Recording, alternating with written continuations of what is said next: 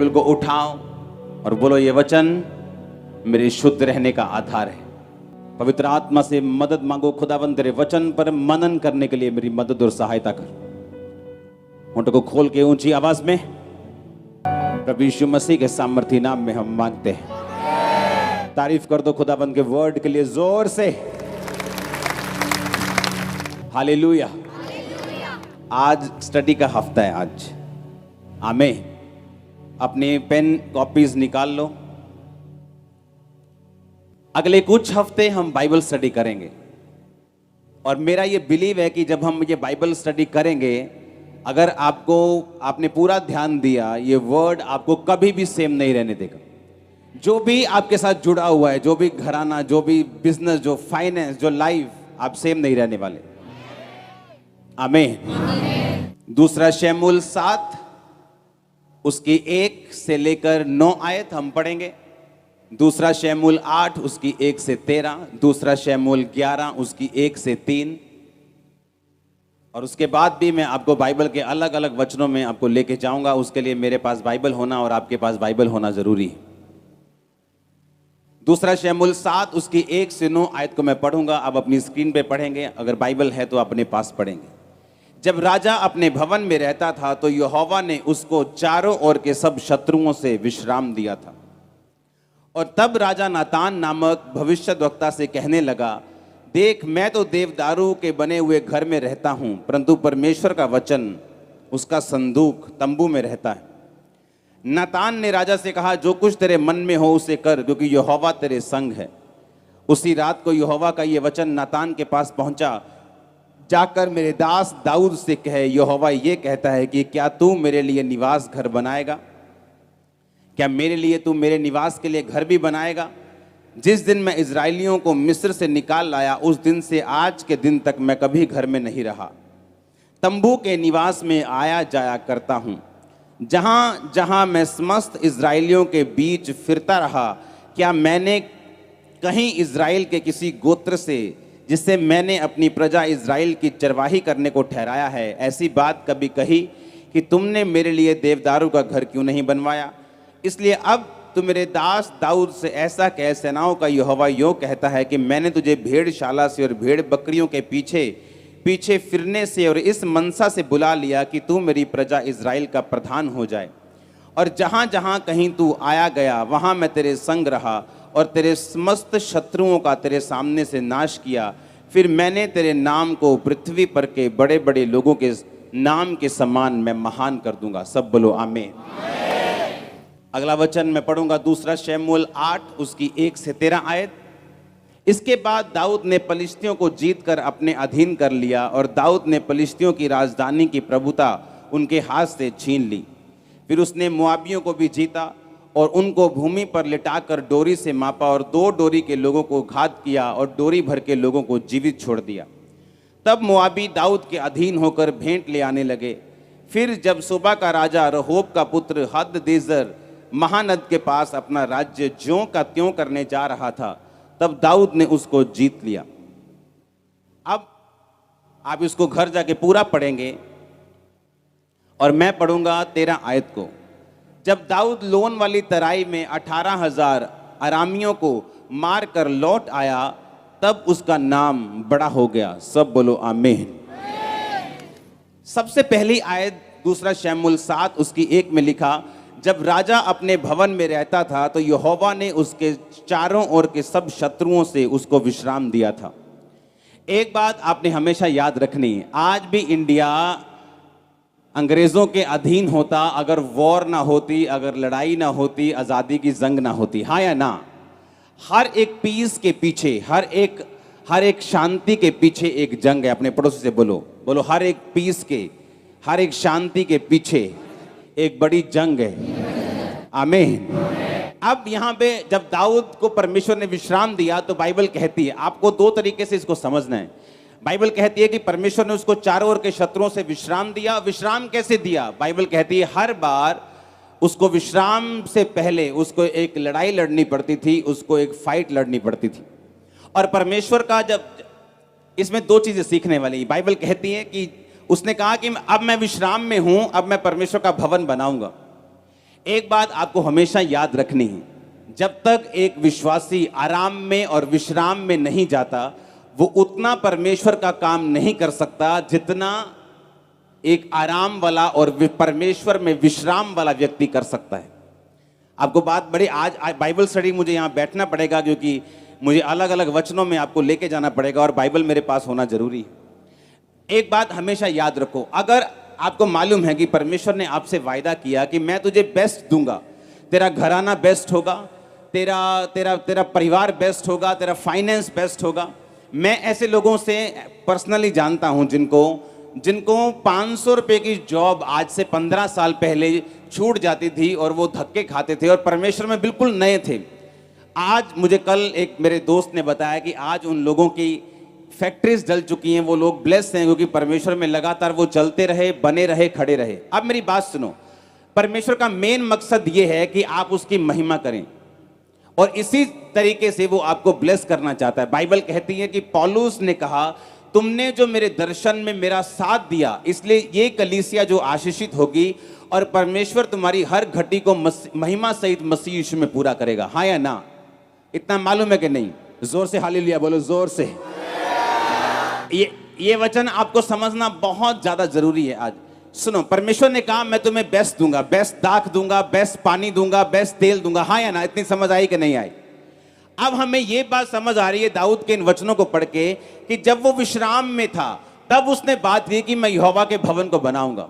जब तक वो विश्राम में नहीं था तब तक उसको यहोवा का भवन बनाने की याद चित नहीं आई, क्योंकि वो अपनी ही फाइट्स में कि परमेश्वर मुझे क्या क्या देना चाहता है और परमेश्वर मुझे ये देश देना चाहता है, तब तक अपनी लड़ाइयों में वो बिजी था। उसे मालूम ही नहीं था कि परमेश्वर का भवन भी बनाना है। लेकिन बाइबल कहती जब वो विश्राम में था, जब वो पीस में था, जब वो विश्राम कर रहा था, जब परमेश्वर ने उसको चारों ओर के शत्रुओं से विश्राम दिया, तब उसने कहा कि अब मैं यहोवा के लिए एक भवन को बनाऊंगा। कितने मेरी बात को समझ रहे हैं?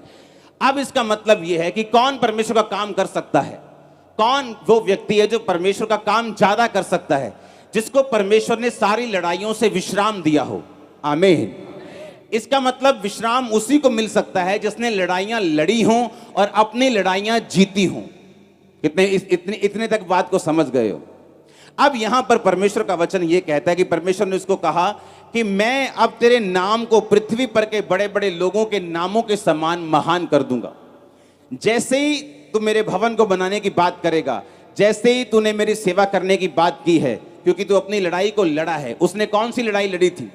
हर बंदे की लड़ाई अलग है। किसी की लड़ाई व्यभिचार से है, किसी की लड़ाई चोरी से है, किसी की लड़ाई डर से है, किसी की लड़ाई रिश्तेदारों से है, किसी की लड़ाई किसी चीज से है। हर एक व्यक्ति की कमजोरी और हर एक व्यक्ति की लड़ाई जो है वो अलग अलग है। कितने मेरी बात को समझ रहे हैं?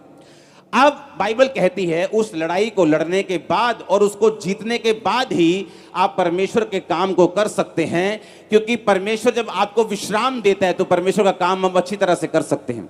जब दाऊद को चारों ओर के शत्रुओं से विश्राम मिला तो बाइबल कहती है कि उसने कहा कि अब मैं यहोवा के भवन को बनाऊंगा। यहोवा तंबू के घर में रहता है, मैं देवदारू के घर में रहता हूं और मैं परमेश्वर के घर को बनाना चाहता हूं। जब परमेश्वर के सामने बात चली तो परमेश्वर ने कहा तू इस घर को नहीं बनाएगा, तेरा बेटा इस घर को बनाएगा, क्योंकि तेरे हाथों पे बहुत सारी लड़ाई है, इसलिए तेरा बेटा इस भवन को बनाएगा। लेकिन मैं तेरी गद्दी को बनाए रखूंगा और मैं तेरे नाम को बड़े बड़े लोगों के समान, इस पृथ्वी के बड़े बड़े लोगों के नाम के समान मैं महान कर दूंगा। मैं आपको यह वायदा करता हूं, अगर आप फाइट करते हैं, वो फाइट किससे है? अविश्वास से। वो फाइट किससे है? शैतान से। बाइबल कहती है दाऊद अरामियों से लड़ा, अम्मोनियों से लड़ा, हाँ, सबसे लड़ा और जीतता गया। और परमेश्वर जैसे वो जीतता गया उसको विश्राम देता गया। हमारी लड़ाई बाइबल कहती है कि मांस और लहू से नहीं है, हमारी लड़ाई जो है वो शैतान से है। आमीन। अपने पड़ोसी से पूछो तेरी लड़ाई क्या है, तेरी फाइट क्या है। आमीन। जब मैं मसीह में था, बीमारियां मेरी जिंदगी में थी, वो एक मेरी लड़ाई थी कि मैं बीमारियों को देखकर डॉक्टरों के पास चक्कर ही लगाता रहूं या मैं परमेश्वर पे भरोसा रखूं उन दुष्ट आत्माओं को लेकर, या मैं दूसरे बाबाओं के पास भी अब जाऊं या परमेश्वर में अड़ा और खड़ा रहूं। क्या परमेश्वर जब मुझे चंगा ना भी करे तो क्या मैं परमेश्वर के साथ खड़ा रहूंगा, अड़ा रहूंगा, उससे प्यार करूंगा और अपनी लड़ाई को लड़ूंगा? पौलुस कहता मैंने अच्छी कुश्ती लड़ ली है, मैंने विश्वास की अच्छी लड़ाई को लड़ लिया है, मैं परीक्षाओं में नहीं बहका, मैं जब विश्राम था तब नहीं बहका, मैं किसी तरह से नहीं बहका, मैंने विश्वास की अच्छी कुश्ती को लड़ा है। अब बाइबल के वचनों को आपको ध्यान से समझने की जरूरत है। आपका बेटा नशा करता है, घर का सिलेंडर तक बेच देता है, जब आप चर्च में आते हैं तो ये आपके लिए एक फाइट है कि इसके बावजूद भी क्या आप परमेश्वर में खड़े रहते हैं? क्या इसके बावजूद भी आप परमेश्वर का पर विश्वास आपका कम तो नहीं हुआ? क्या आपने चर्च आना तो नहीं छोड़ा? क्या आपने परमेश्वर के साथ प्रेम करना तो नहीं छोड़ा? क्या आपने बाइबल पढ़नी तो नहीं छोड़ी? क्या आपने वचन पढ़ना तो नहीं छोड़ा? क्या आपके रोजे कम तो नहीं हुए? क्या आपने टाइट देना बंद तो नहीं किया? ये एक लड़ाई है और हर एक बंदे की लड़ाई जो है वो अलग अलग है। और बाइबल ये बात बताती है कि जो व्यक्ति विश्राम में रहता है वो ज्यादा काम कर सकता है उस व्यक्ति से जो लड़ाई में रहते हैं। अब लड़ाई आनी ही आनी है। बाइबल कहती है हर एक व्यक्ति अपना बोझ स्वयं उठाएगा। आमीन। मुझे अपना बोझ स्वयं उठाना है। मैं वचन सुन के अपने आप को तसल्ली दे सकता हूं, वचन पढ़ के अपने आप को तसल्ली दे सकता हूं, लेकिन जो लड़ना पड़ेगा वो मुझे खुद लड़ना पड़ेगा। अपने विश्वास को खुद बना के रखना पड़ेगा, अपनी प्रेयर लाइफ को खुद बना के रखना पड़ेगा, अपने रोजों को बना के रखना पड़ेगा। ये काम मुझे खुद करना पड़ेगा, क्योंकि परमेश्वर ने कहा हर एक व्यक्ति अपनी लड़ाई खुद लड़ेगा। दाऊद की लड़ाई क्या थी? दाऊद की लड़ाई ये थी, परमेश्वर ने कहा मैं तुझे भेड़शाला से बुलाया, जब तू भेड़ों के पीछे पीछे फिरता था तब मेरी आंखें तुझ पे थी। और बाइबल कहती है उसके भाई राजा की सेना में थे और सारे पाप में थे। कोई भी परमेश्वर के साथ सही रीति के साथ नहीं चलता था, सारे संसार की रीति के साथ चलते थे। संसारिक रीति रिवाज, संसारिक पार्टियां, संसारिक सिस्टम, संसार के हिसाब से अपनी लाइफ को बिताते थे। लेकिन बाइबल कहती है दाऊद जानता था कि ये एक लड़ाई है और दाऊद आत्मिक लड़ाई को लड़ता रहा, पाप से दूर रहा, परमेश्वर के करीब रहा। और परमेश्वर ने कहा मैंने तुझे भेड़ों के पीछे पीछे चलने से अपनी प्रजा का राजा होने के लिए बुलाया, अब भी मैं तेरे नाम को बड़े लोगों के समान महान कर दूंगा। मैं आपको एक वायदा करता हूं, अगर आप परमेश्वर के पीछे लगे रहे, आपके रिश्तेदारों में टॉप पे आप होंगे यीशु मसीह के नाम। मैं आपको सच कह रहा हूं, मैं आपको एक प्रोफेटिक वर्ड दे रहा हूं। अपनी फैमिली में, अपने रिलेटिव्स में, अपने मोहल्लों में टॉप पर, मैंने कहा टॉप के ऊपर आप लोग होंगे फ्यूचर में। मैं आपको सच कह रहा हूं, टॉप में परमेश्वर ने आपको सोचा हुआ है। अब दाऊद अगर ये बात सोचता कि मैं तो भेड़ बकरियों को चराता हूं, मुझे क्या फायदा हुआ, मैं तो परमेश्वर के साथ जंगलों में भी वफादार रहता हूं। आपकी लाइफ में भी जंगल का एक्सपीरियंस आ सकता है। जब आप अकेले हो जाते हैं परमेश्वर में, लोग आपको पूछते नहीं, रिश्तेदार नहीं पूछते, शैतान आपको तंग करता है, बीमारियां तंग करती हैं, परीक्षाएं तंग करती। बाइबल कहती है दाऊद उन दिनों में भी परमेश्वर के साथ वफादार रहा, क्योंकि हर एक लड़ाई के बाद एक शांति आपकी लाइफ में जरूर आती है।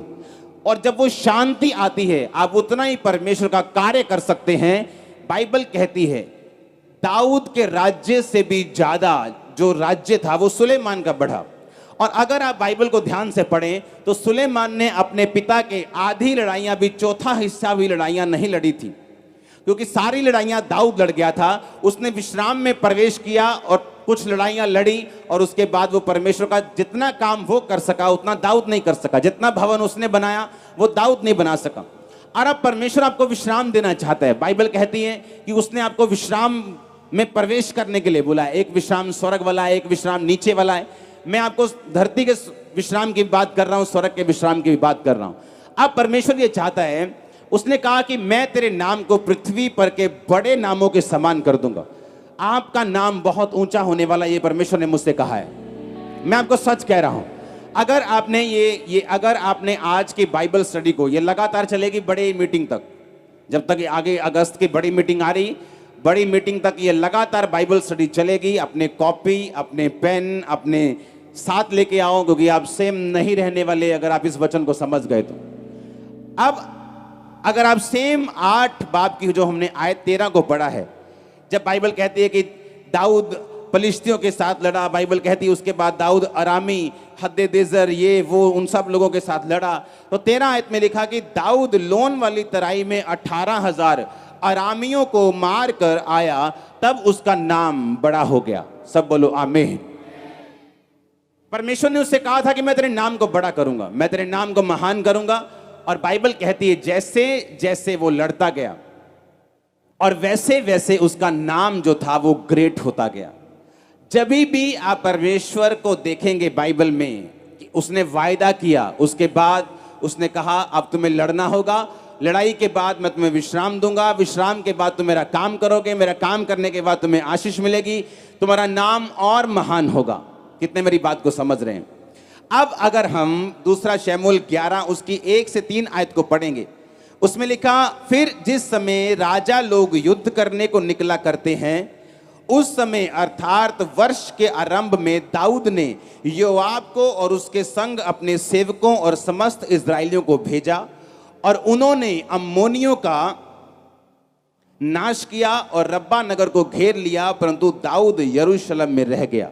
सांझ के समय दाऊद पलंग पर से उठकर राजभवन की छत पर टहल रहा था और छत पर उसको एक स्त्री जो अति सुंदर थी नहाती हुई दिखाई पड़ी। तब दाऊद ने भेजकर उस स्त्री को पुछवाया और किसी ने कहा, क्या ये एलियाम की बेटी और हित्ती उरिया की पत्नी बैतशेबा नहीं है? अब बाइबल कहती है जिस समय राजा लोग युद्ध करने को जाते थे, जिस समय फाइट करने का टाइम था, बाइबल कहती है दाऊद भवन में रह गया, लड़ाई करने के लिए नहीं गया, अपने सेवकों को भेज दिया, उनके सेवकों ने अम्मोनियों का नाश किया।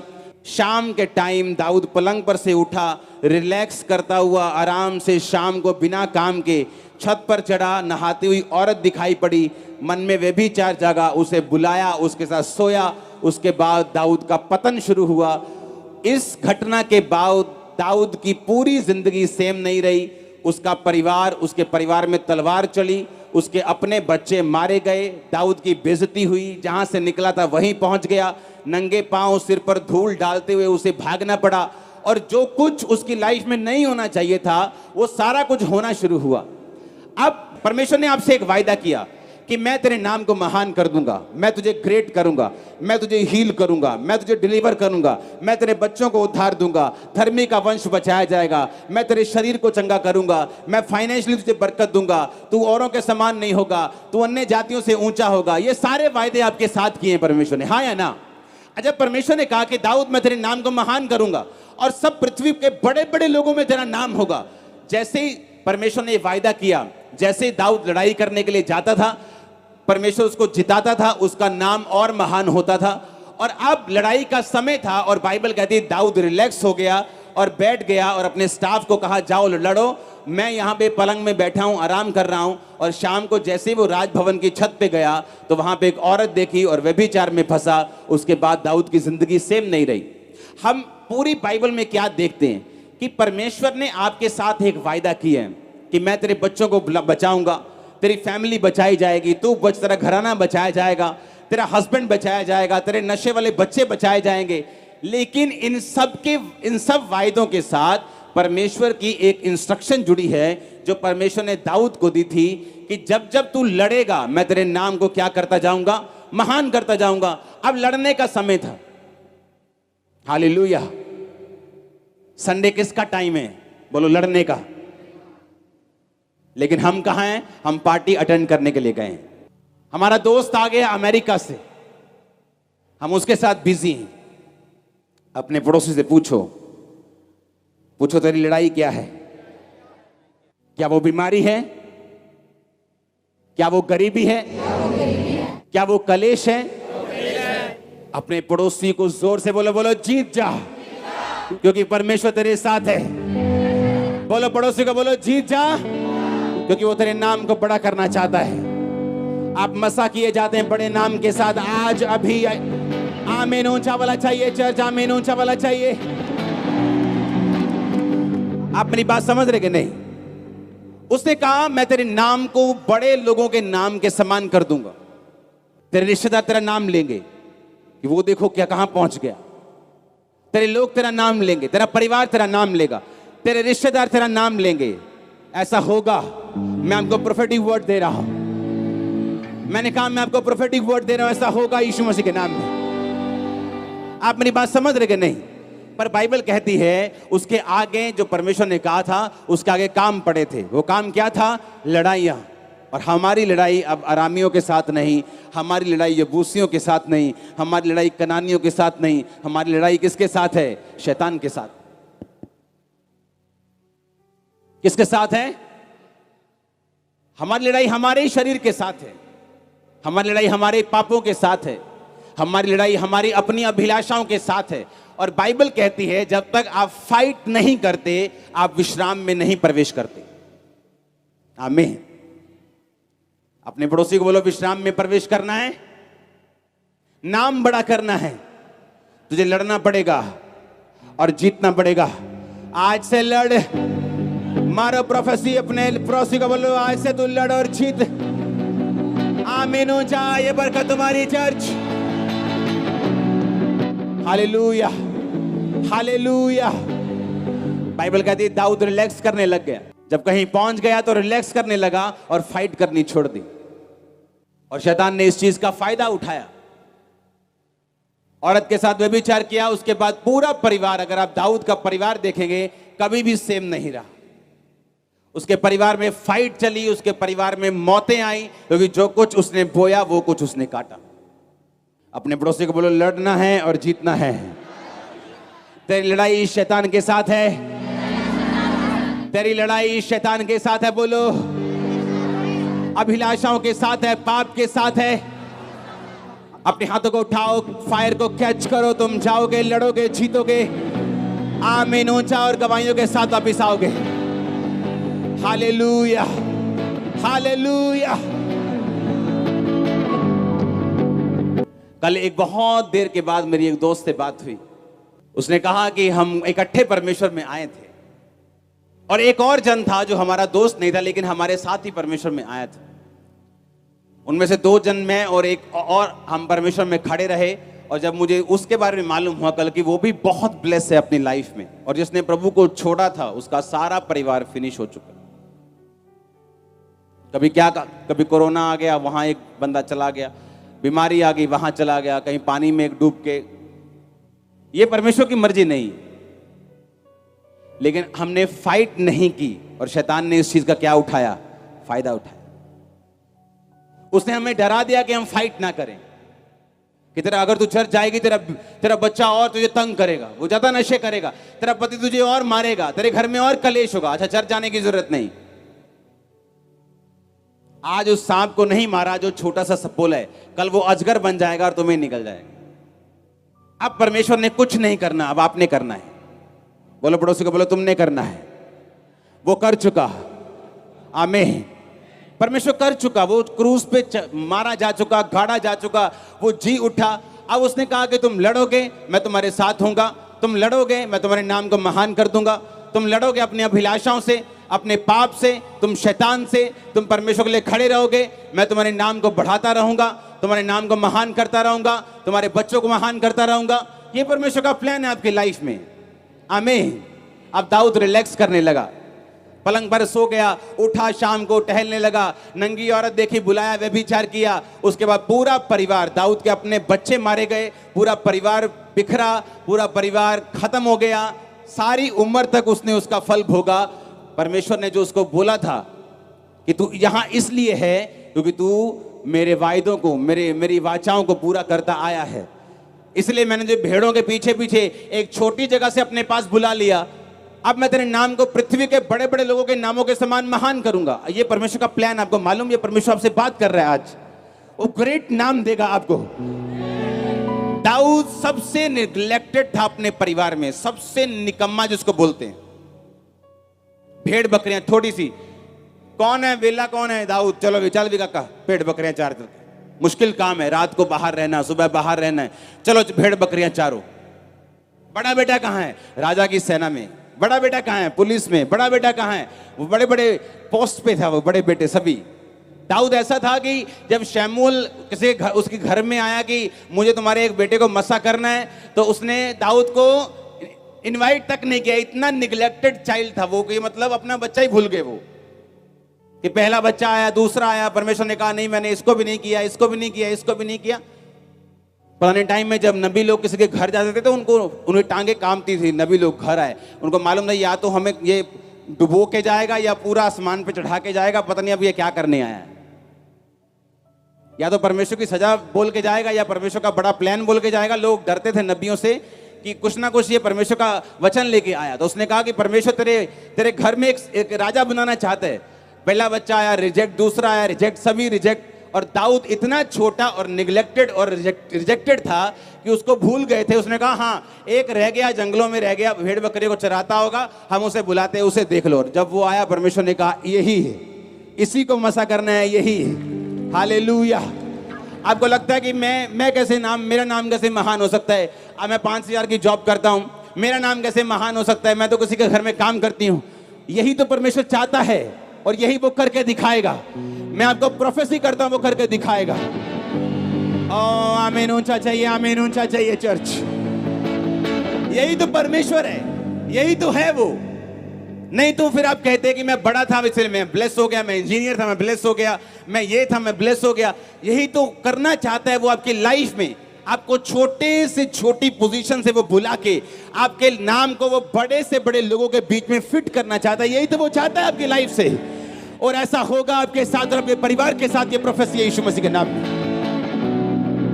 आप मेरी बात समझ रहे कि नहीं? यही तो वो चाहता है, यही तो परमेश्वर की मर्जी है। परमेश्वर ने कहा मैं तुझे तेरे नाम को बड़े बड़े पृथ्वी के बड़े बड़े लोगों के नाम के समान महान कर दूंगा। यही वो चाहता है। आपकी बैकग्राउंड कैसी उसे कोई मतलब नहीं। आप एक रिक्शा चालक हो सकते हैं, आप एक अमीर हो सकते हैं, आप गरीब हो सकते हैं, उसे कोई मतलब नहीं। उसने कहा मैंने इजराइलियों को इसलिए चुना क्योंकि पृथ्वी में सबसे थोड़े थे वो। इजराइल की जो आज आबादी है 1 करोड़ से नीचे है, लेकिन पता नहीं कितने 60-70 करोड़ के देश उससे लड़ चुके और एक भी बार जीत नहीं सके। पंजाब से भी छोटा इजराइल, एक भी बार कोई भी देश उस पर कब्जा नहीं कर सका। परमेश्वर का वचन उसके ऊपर है। आज भी वो टेक्नोलॉजी में दुनिया का लीडर है।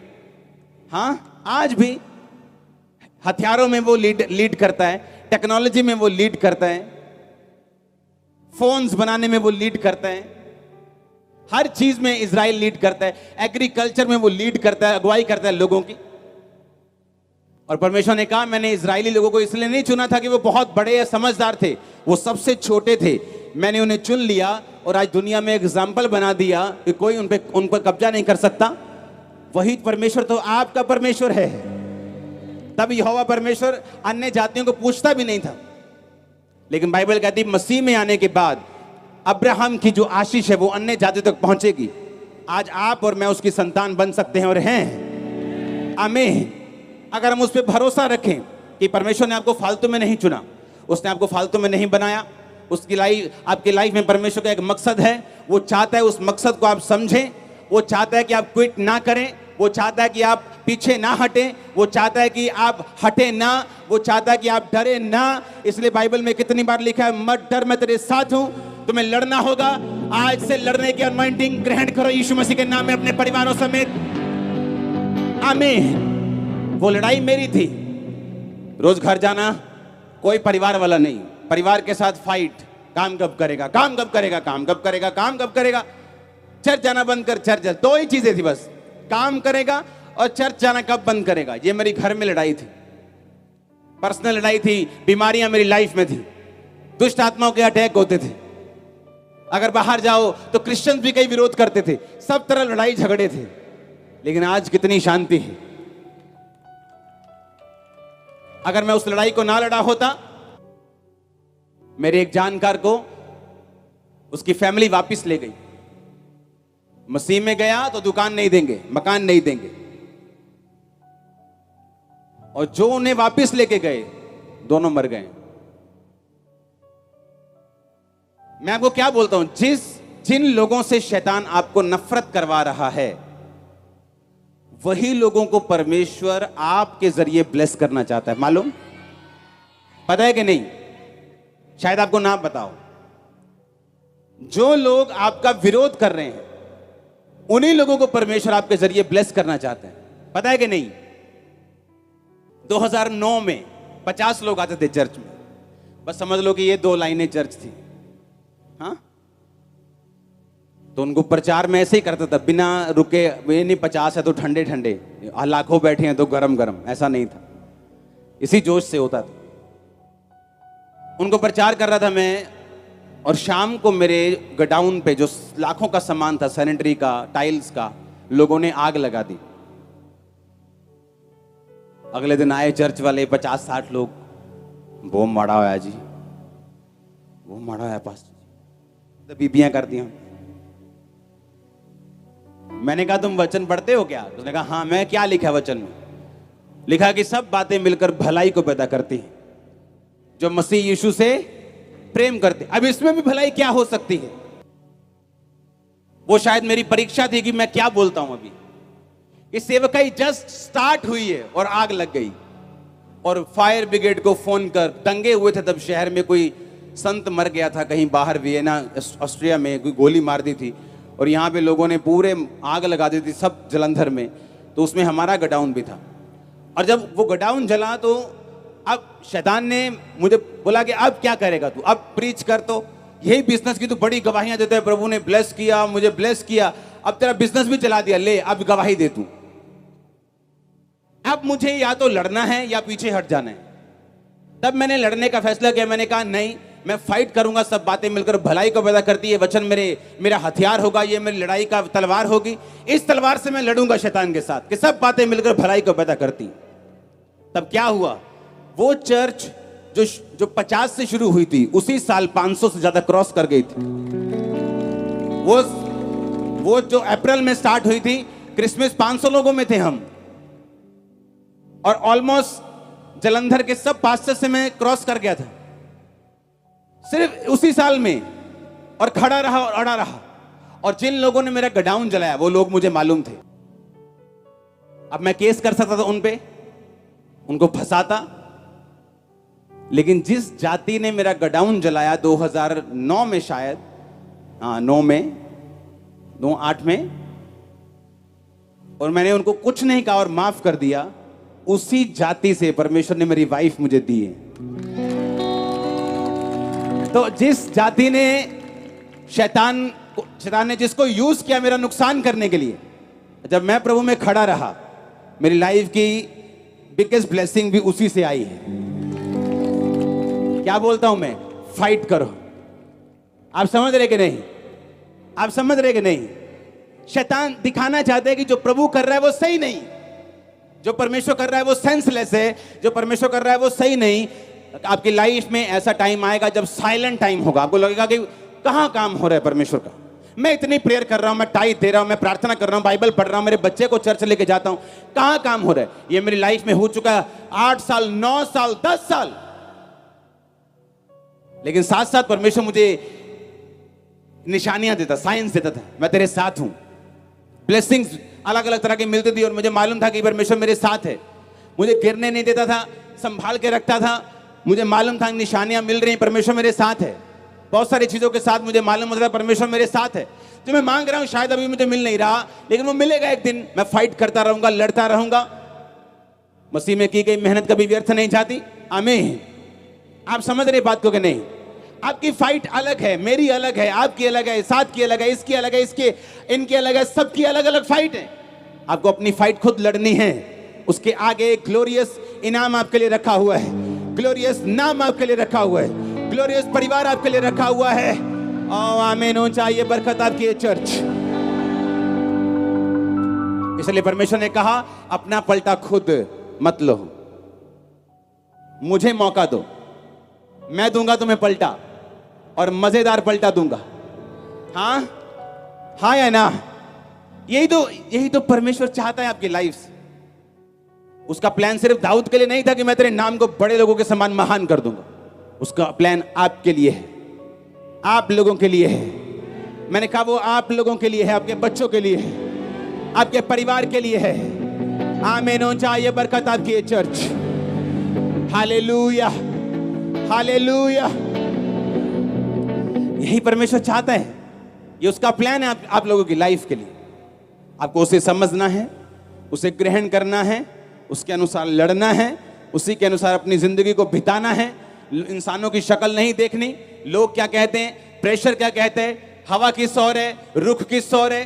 कुछ क्रिश्चियंस होते हैं जो हवा के रुख के हिसाब से चलते हैं। ज्यादा गैदरिंग है क्रिश्चियंस की तो क्रिश्चियंस की तरफ हो गए, ज्यादा विरोध हो गया तो दूसरों की तरफ हो गए। ऐसा नहीं करना है। आप अकेले भीड़ बन जाते हो अगर आप परमेश्वर के साथ हो तो। कुछ देर आप अकेले रहोगे, बाद में भीड़ बन जाओगे। लेकिन अगर भीड़ का साथ दोगे, एक दिन भीड़ एक एक करके मर जाएगी और आप अकेले रह जाएंगे। और आपको दुख होगा कि काश मैं परमेश्वर के साथ खड़ा रहा होता तो आज इन लोगों के साथ मैं होता, अपने परिवार के साथ होता, लव्ड वंस के साथ होता। हालेलुया। जो लोग आपका विरोध कर रहे हैं उन्हीं को परमेश्वर ब्लेस करेगा। जो परिवार, जो हस्बैंड, जो वाइफ आपका विरोध कर रही है, वही उसी को परमेश्वर ब्लेस करना चाहता है। इसीलिए शैतान उसी को यूज कर रहा है कि वो आपके खिलाफ बोले, परमेश्वर के खिलाफ जाए और आप रुक जाएं और आप थक जाएं और आप क्विट कर दें। विनर्स कभी क्विट नहीं करते और जो क्विट करने वाले कभी विनर्स नहीं बनते। आमीन। जो दौड़ है ना वो तेज वालों के लिए नहीं है जो तेज भाग सकते हैं। दौड़ उनके लिए है जो कभी क्विट नहीं करते, जो खड़े रहते हैं, अड़े रहते हैं, ना समझ आने के बावजूद भी। और आप जीत जाएंगे यीशु मसीह के नाम में। आप पहली जीत चुके, दूसरी, तब तीसरी भी जीत जाएंगे, आप चौथी भी जीत जाएंगे। आमीन हो चाहिए बरकत तुम्हारी ये चर्च। मैंने कहा पहली लड़ाई जीत चुके, दूसरी जीत चुके, तीसरी भी जीत जाएंगे, आप चौथी लड़ाई भी जीत जाएंगे। ओ आमीन हो चाहिए। एंजल्स आपको टच कर रहे राइट नाउ। मैंने कहा एंजल्स आपको छू रहे राइट नाउ। Hallelujah, hallelujah. ये परमेश्वर का प्लान आप लोगों के लिए, हमें ये उसकी योजना है आप लोगों के लिए, आपके परिवार के लिए, आपके बच्चों के लिए। क्या वफादार रहने के लिए आप तैयार हैं? परमेश्वर से तैयार है उसके साथ फेथफुल रहने के लिए? क्या आपकी प्रोफेशनल लाइफ और क्रिश्चियन लाइफ अलग अलग तो नहीं है? हालेलुया। कि मेरी बिजनेस लाइफ जो है वो अलग है और मेरी क्रिश्चियन लाइफ जो है वो अलग है, ऐसा तो नहीं है ना। एक ही लाइफ है, आप एक ही हैं, परमेश्वर भी एक ही है, आत्मा भी एक ही है, बपतिस्मा भी एक ही है, लाइफ भी एक ही है, फेस भी एक है, पति एक है, पिता एक है, लाइफ भी एक है। कोई अलग अलग लाइफ नहीं, कोई रियल लाइफ नहीं, कोई रियल लाइफ नहीं, सब एक लाइफ है। आमीन। एक ही लाइफ है। जो आप बोलते हो उसका असर आप पे होता है, जो अंगीकार करते हो उसका असर आप पे होता है। रोज सुबह उठ के अंगीकार को, चाहे मैं कह रहा हूं मर रहे हो, अंगीकार करो, मेरे लिए परमेश्वर का प्लान बड़ा है। देखो कैसे शैतान भागता है। मेरे लिए, मेरे परिवार के लिए परमेश्वर का प्लान बड़ा है। मेरी सेहत के लिए उसका प्लान बड़ा है। उसके कोड़े खाने से मैं चंगा मैं चंगी हो चुकी हूं। रोज सुबह अंगीकार करना है, रोज रोज रोज, एवरीडे। आमीन। लोग जो मंद बुद्धि वाले बच्चे केस आते हैं उनको हम स्पेशल बोलते हैं कि रोज सुबह उठो, अपने बच्चे के सिर पे हाथ रखो और घोषणा करो इसका दिमाग प्रॉपर चले, घोषणा करो कि इसके अंग प्रॉपर चले, घोषणा करो इसकी नाड़ियां बने, घोषणा करो। तुम्हारी घोषणा करेंगे, हम प्रेयर करेंगे, काम होगा, सब होगा, सब होगा जो कभी नहीं हुआ। आमीन हो चाहिए बरकत तुम्हारी ये चर्च। Hallelujah, hallelujah. अपने पड़ोसी को बोलो परमेश्वर का प्लान है, उसे समझना है, उसके मुताबिक चलना है। आमीन। ना तो डरना है, ना पीछे हटना है, लड़ना है शैतान के साथ, अपने अभिलाषाओं के साथ, और जीतना है। वो तेरे नाम को, तेरे परिवार के नाम को बड़े लोगों के नामों के समान कर देगा। ये प्रोफेसी है, आज ग्रहण कर लो इसे यीशु के नाम में, ग्रहण कर लो। आमीन बोलकर 7 बार बोलो आमीन ऊंची आवाज में, थैंक यू जीसस बोलते हुए। आमीन, आमीन, आमीन, आमीन, आमीन, आमीन। Hallelujah, thank you Jesus. ऊंची आवाज में आमीन। Hallelujah, hallelujah, hallelujah. आमीन। आप परमेश्वर को महसूस नहीं कर सकते, मालूम है कि नहीं? आप जो यहां से जाएंगे आप उसको महसूस नहीं कर सकते। लोग धोखा खाते हैं जब वो परमेश्वर को महसूस करने की कोशिश करते हैं कि मुझे फील हो रहा है परमेश्वर मेरे साथ है, मुझे फील हो रहा है कि मेरी प्रार्थनाएं सुनी जा रही, मुझे तो दर्शन नहीं आते, मुझे तो सपना नहीं आता, मुझे तो कुछ महसूस नहीं होता। आप जब सुबह उठते हैं कि आप फील करते हैं आपके पांव आपके साथ हैं, फिर ही चलते हैं। फील हो रहे हैं पैर, चलो अब चलते हैं, नहीं ना। आप सुबह उठते हैं, आप जस्ट बेड से उठ जाते हैं, ऐसे है कि नहीं गए? आप फील तो नहीं करते मेरे हाथ मेरे साथ हैं? हर बार खाना खाने से पहले फील करते हैं हाथ साथ ही है ना, चलो अब खाना खाते हैं। परमेश्वर को आप फील नहीं कर सकते, उसकी पावर को फील कर सकते हैं। पता है कि नहीं? जब सामर्थ उतरती है, जब हम गीत गाते हैं, जब हम वर्शिप करते हैं, तब आप पावर को फील करते हैं। लेकिन जब आप रेगुलर अपनी जिंदगी को जीते हैं, तब आप परमेश्वर को फील नहीं करते। आप अपनी नॉर्मल जिंदगी को बिताते हैं, आप उसको फील नहीं करते, महसूस नहीं करते, और आपको लगता है कि मैं परमेश्वर को महसूस नहीं कर पा रही हूं, शायद परमेश्वर मेरे साथ नहीं, शायद मैं मेरी प्रार्थना को सुन नहीं पा रहा, शायद मेरी प्रार्थना पहुंच रही कि नहीं पहुंच रही, परमेश्वर मेरी जिंदगी में काम करेगा कि नहीं करेगा, मेरी ये बीमारी का हल होगा कि नहीं होगा। परमेश्वर कर भी सकते हैं ऐसी बीमारी को दूर या नहीं कर सकते। आप फील करने की कोशिश करते हैं, और वहां शैतान एंटर करता है जहां आप फीलिंग की घोषणा करते हैं। परमेश्वर का आपकी फीलिंग से कोई लेना देना नहीं है, वो आपके अंदर था और है और रहेगा। आमीन। अगर आप तौबा में हैं, परमेश्वर के साथ आपने तौबा की, बपतिस्मा लिया हुआ है, आप पाप में नहीं है, तो वो आपके अंदर है, आप फील करें या ना करें, और वो रंग लेके आएगा एक दिन। अगर आप उससे चलते रहेंगे तो, उसके साथ कंटिन्यूटी में रहेंगे, चलते रहेंगे, वो फल लेके आएगा। आमीन हो जाए। ये बरकत तुम्हारी है चर्च। आज से आपको लड़ना है। आमीन। रिलैक्स नहीं होना है। एक है कि आप शरीर में रिलैक्स करते हैं, वो अलग बात है। एक है आत्मा में रिलैक्स करना। आप शरीर में छुट्टी मनाने जा सकते हैं, पर आत्मिक कोई छुट्टी नहीं। सेवकाई से भी हम छुट्टी ले सकते हैं 2 दिन की, पर आत्मा की कोई छुट्टी नहीं। आमीन। प्रेयर की कोई छुट्टी नहीं, बाइबल रीडिंग की कोई छुट्टी नहीं, फास्टिंग की कोई छुट्टी नहीं। अगर हफ्ते में 2 रखते हैं तो कोई छुट्टी नहीं। हम शरीर में घूमने जा सकते कि आओ हमारे सिर को थोड़ा आराम दें, आंखों को आराम दें, पर आत्मा को आराम नहीं देना है, उसको चलाते रहना है, न जंग लग जाएगा। मेरे घर में शादी थी इसलिए प्रेयर नहीं की, आत्मा को छुट्टी नहीं देनी, इसको काम पे लगाए रखना है, इसको प्रेयर में लगाए रखना है। आमीन। आप जैसे मनन की स्थिति में चले जाएंगे, हर वक्त आपकी स्पिरिचुअल लाइफ आपकी आंखों के सामने रहनी चाहिए, आपके टारगेट आपकी आंखों के सामने रहने चाहिए।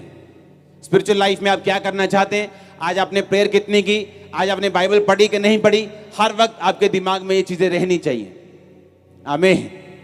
आप कहीं रिश्तेदार के पास भी घूमने जा सकते हैं, आप शरीर में गए लेकिन आत्मा में अभी आप यही सोच रहे हैं कि भाई साहब ये कब जाएंगे और मैं प्रेयर शुरू करूंगा, हाँ ये कब हटेगा अपनी बातों से, मैं बाइबल पढ़ूंगा। हाँ आप भी जी जी जी जी हंस रहे हैं उसके साथ, और बोले यार चल चल चुप कर यार, हाँ थोड़ी बाइबल पढ़ने दे। कितने समझ रहे हैं मेरी बातों को।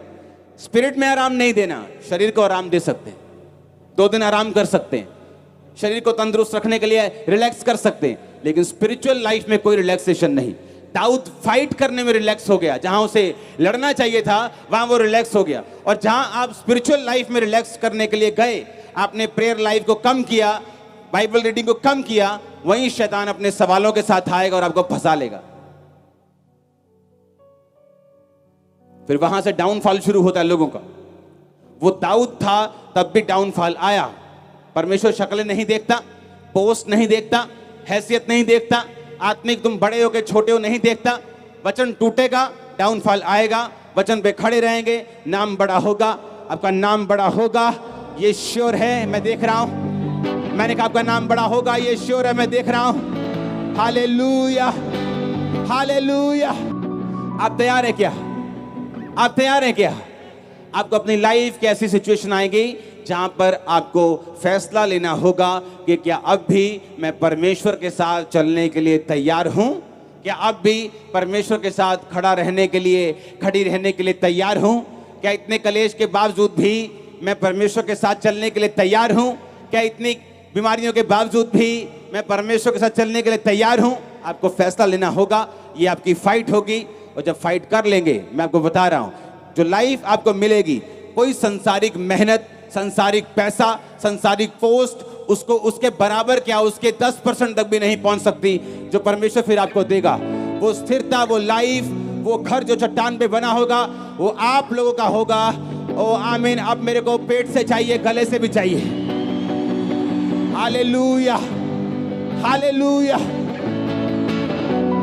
लोगों का घर देखते आप, बाइबल कहती वो रेत पे बना हूं। इसलिए जब आप उनको 2 साल बाद ही कॉल करेंगे तो उनकी जिंदगी ऐसे हो जाती जैसे कोई बड़ी सुनामी आ गई हो, सब कुछ बिखरा हुआ, इधर का उधर, उधर का पीछे, आगे का ऊपर नीचे। ये क्या हो गया तेरी लाइफ में? क्योंकि परमेश्वर नहीं। क्या करें यार, अकेले हैं, लाइफ अकेले भाग रहे हैं, इसलिए थक चुके हो। यीशु को लेको भागो साथ, देखो फिर क्या होता है। अगर परमेश्वर आपके साथ है और आप अकेले रह जाएं, 1,00,000 बार रोज थैंक्स करना परमेश्वर का रोज। पता है क्यों? जल्दी आप बड़ी भीड़ बनने वाले हैं।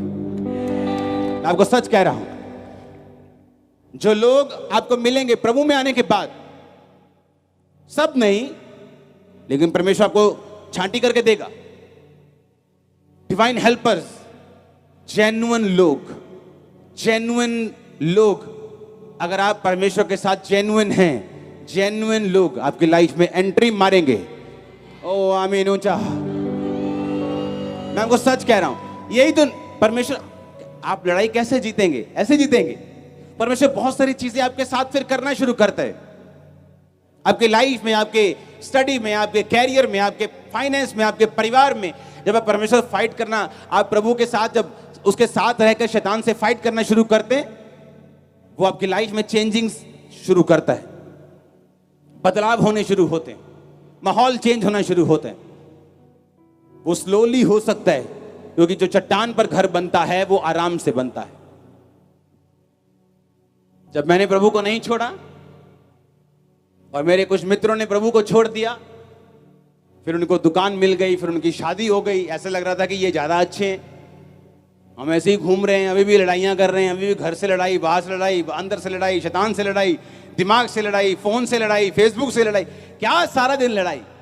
ये तो अच्छे हैं, शादी हो गई, दुकान मिल गई। लेकिन कुछ साल बीतने के बाद यीशु मसीह ने कहा, जो तू मेरे लिए छोड़ देगा मैं तुझे वो दे दूंगा, जो तुम मुझे छोड़कर ग्रहण कर लेगा वो तुझे छोड़कर चला जाएगा। एक एक वचन सत्य है परमेश्वर। आज जब उन लोगों से बात होती तो जिस चीज के लिए उन्होंने प्रभु को छोड़ दिया वो सारी चीजें खत्म हो गई, परिवार तक खत्म हो गए जवानी में। यानी कि बाप बहुत बूढ़ा था कि चला गया। ये परमेश्वर का प्लान नहीं आपको शॉर्ट लाइफ देना,